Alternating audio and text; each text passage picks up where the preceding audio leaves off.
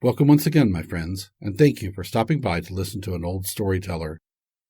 Today we have a story from Italy, and the title of this story is The Colony of Cats.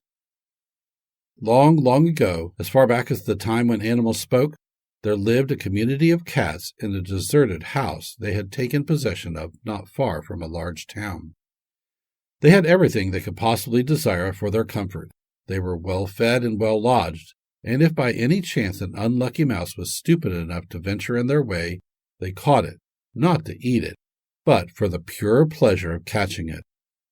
The old people of the town related how they had heard their parents speak of a time when the whole country was so overrun with rats and mice that there was not so much as a grain of corn nor an ear of maize to be gathered in the field. And it might be out of gratitude to the cats who had rid the country of these plagues that their descendants were allowed to live in peace. No one knows where they got the money to pay for everything, nor who paid for it, for all this happened so very long ago.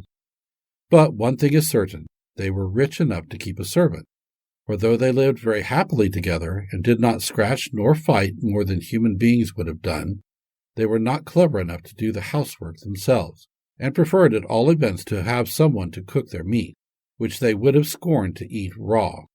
Not only were they very difficult to please about the housework, but most women quickly tired of living alone with only cats for companions. Consequently, they never kept a servant long. It had become a saying in the town, when anyone found herself reduced to her last penny, "I will go and live with the cats," and so many a poor woman actually did. Now Lizina was not happy at home, for her mother, who was a widow, was much fonder of her elder daughter, so that often the younger one fared very badly, and had not enough to eat, while the elder could have everything she desired, and if Lizina dared to complain, she was certain to have a good beating. At last the day came when she was at the end of her courage and patience, and exclaimed to her mother and sister, "As you hate me so much, you will be glad to get rid of me. So I am going to live with the cats." "Be off with you," cried her mother, seizing an old broom handle from behind the door. Poor Lizina did not wait to be told twice, but ran off at once and never stopped till she reached the door of the cat's house. Their cook had left them that very morning, with her face all scratched, the results of such a quarrel with the head of the house that he had very nearly scratched out her eyes.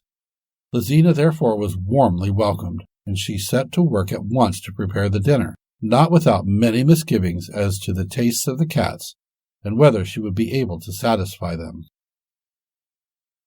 Going to and fro about her work, she found herself frequently hindered by a constant succession of cats, who appeared one after another in the kitchen to inspect the new servant.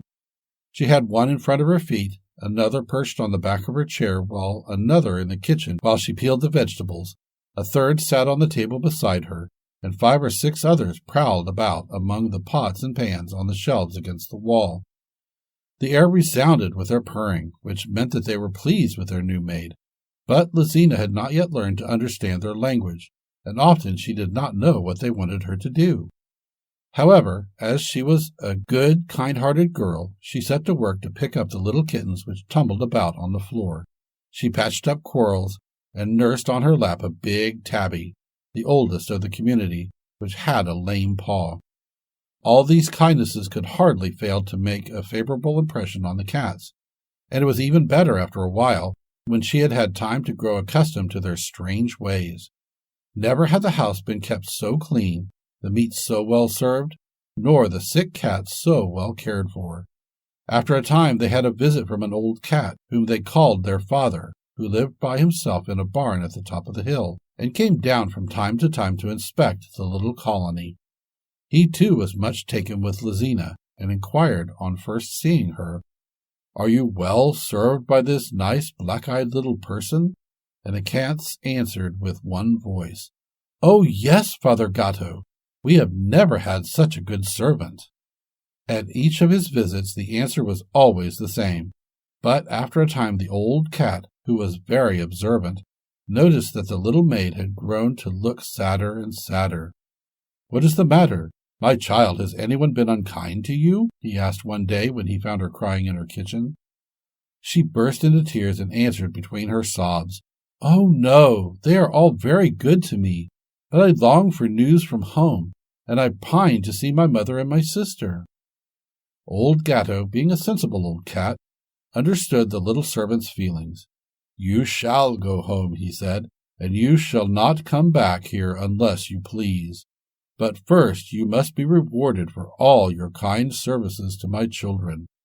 Follow me down into the inner cellar, where you have never yet been, for I always keep it locked and carry the key away with me." Lizina looked round her in astonishment as they went down into the great vaulted cellar underneath the kitchen. Before her stood the big earthenware water jars, one of which contained oil, the other a liquid shining like gold. "In which of these jars shall I dip you?" asked Father Gatto, with a grin that showed all his sharp white teeth, while his mustaches stood out straight on either side of his face. The little maid looked at the two jars under her long dark lashes. "In the oil jar," she answered timidly, thinking to herself, "I could not ask to be bathed in gold." But Father Gatto replied, "No, no, you have deserved something better than that." And seizing her in his strong paws, he plunged her into the liquid gold. Wonder of wonders! When Lizina came out of the jar, she shone from head to foot like the sun in the heavens on a fine summer's day. Her pretty pink cheeks and long black hair alone kept their natural color. Otherwise she had become like a statue of pure gold. Father Gatto purred loudly with satisfaction. "Go home," he said, "and see your mother and sisters. But take care if you hear the cock crow to turn towards it. If, on the contrary, the donkey brays, you must look the other way." The little maid, having gratefully kissed the white paw of the old cat, set off for home. But just as she got near her mother's house, the cock crowed, and quickly she turned towards it. Immediately a beautiful golden star appeared on her forehead, crowning her glossy black hair.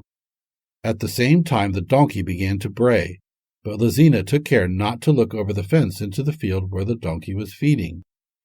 Her mother and sister, who were in the front of their house, uttered cries of admiration and astonishment when they saw her, and their cries became still louder when Lizina, taking her handkerchief from her pocket, drew out also a handful of gold.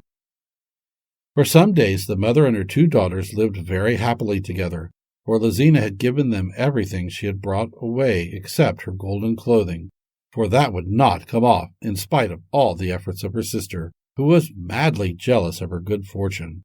The golden star, too, could not be removed from her forehead, but all the golden pieces she drew from her pockets had found their way to her mother and sister.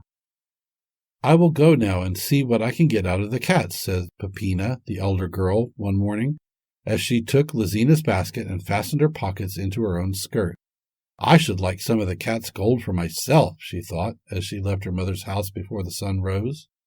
The cat colony had not yet taken another servant, for they knew they could never get one to replace Lizina, whose loss they had not yet ceased to mourn. When they heard that Peppina was her sister, they all ran to meet her. "She is not the least like her," the kittens whispered among themselves. "Hush, be quiet," the older cat said. "All servants cannot be pretty." No, decidedly she was not at all like Lizina. Even the most reasonable and large-minded of the cats soon acknowledged that.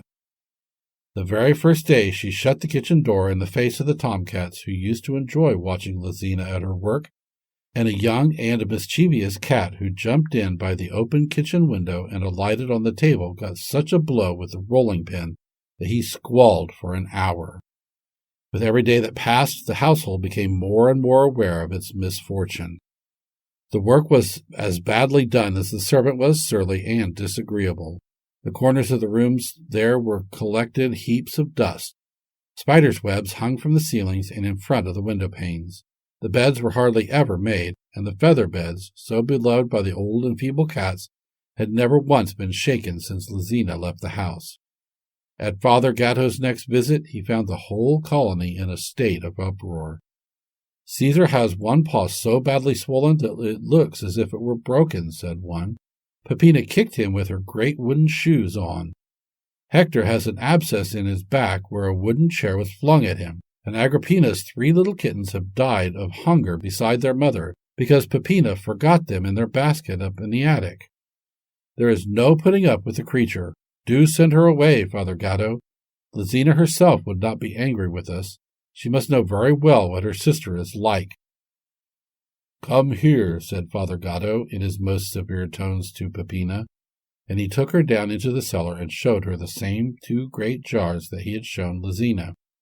"In which of these shall I dip you?" he asked, and she made haste to answer, "In the liquid gold," for she was no more modest than she was good and kind. Father Gatto's yellow eyes darted fire. "You have not deserved it," he uttered in a voice like thunder, and seizing her, he flung her into the jar of oil, where she was nearly suffocated. When she came to the surface screaming and struggling, the vengeful cat seized her again and rolled her in the ash heap on the floor. Then, when she rose, dirty, blinded, and disgusting to behold, he thrust her from the door, saying, "Begone, and when you meet a braying donkey, be careful to turn your head towards it." Stumbling and raging, Peppina set off for home, thinking herself fortunate to find a stick by the wayside with which to support herself. She was within sight of her mother's house when she heard in the meadow on the right the voice of a donkey loudly braying. Quickly she turned her head towards it, and at the same time put her hand up to her forehead, where, waving like a plume, was a donkey's tail. She ran home to her mother at the top of her speed, yelling with rage and despair. And it took Lizina 2 hours with a basin of hot water and 2 cakes of soap to get rid of that layer of ashes with which Father Gatto had adorned her. As for the donkey's tail, it was impossible to get rid of that. It was as firmly fixed on her forehead as was the golden star on Lizina's. Their mother was furious. She first beat Lizina unmercifully with the broom. Then she took her to the mouth of the well and lowered her into it, leaving her at the bottom weeping and crying for help. Before this happened, however, the king's son, in passing the mother's house, had seen Lizina sitting sewing in the parlor, and had been dazzled by her beauty. After coming back 2 or 3 times, he at last ventured to approach the window and to whisper in the softest voice, "Lovely maiden, will you be my bride?" And she had answered, "I will." Next morning the prince arrived to claim his bride. He found her wrapped in a large white veil. "It is so that maidens are received from their parents' hands," said the mother, who hoped to make the king's son marry Peppina in place of her sister, and had fastened the donkey's tail round her head like a lock of hair under the veil. The prince was young and a little timid, so he made no objections, and set Peppina in the carriage beside him. Their way led past the old house inhabited by the cats, who were all at the window, for the report had got about that the prince was going to marry the most beautiful maiden in the world, on whose forehead shone a golden star, and they knew that this could only be their adored Lizina. As the carriage slowly passed in front of the old house, where cats from all parts of the world seemed to be gathered, a song burst from every throat. "Mew, mew, mew! Prince, look quick behind you! In the well is fair Lizina, and you've got nothing but Peppina." When he heard this, the coachman, who understood the cat's language better than the prince, his master stopped his horses and asked, "Does your highness know what the grimalkins are saying?" And the song broke forth again louder than ever. With a turn of his hand, the prince threw back the veil and discovered the puffed-up, swollen face of Peppina, with a donkey's tail twisted round her head. "Ah, traitress!" he exclaimed, and ordered the horses to be turned round. In ordering the horses to be turned round, he drove the elder daughter, quivering with rage, to the old woman who had sought to deceive him. With his hand on the hilt of his sword, he demanded Lizina in so terrific a voice that the mother hastened to the well to draw her prisoner out. Lizina's clothing and her star shone so brilliantly that when the prince led her home to the king, his father, the whole palace was lit up. Next day they were married, and lived happily ever after, and all the cats, headed by old Father Gatto, were present at the wedding. Thank you once again for listening to this story. If you enjoyed this story, please press that like button. Also, please help an old storyteller out by subscribing to my channel. The next story will be posted in a few days, so until then, may your story continue to be a good one.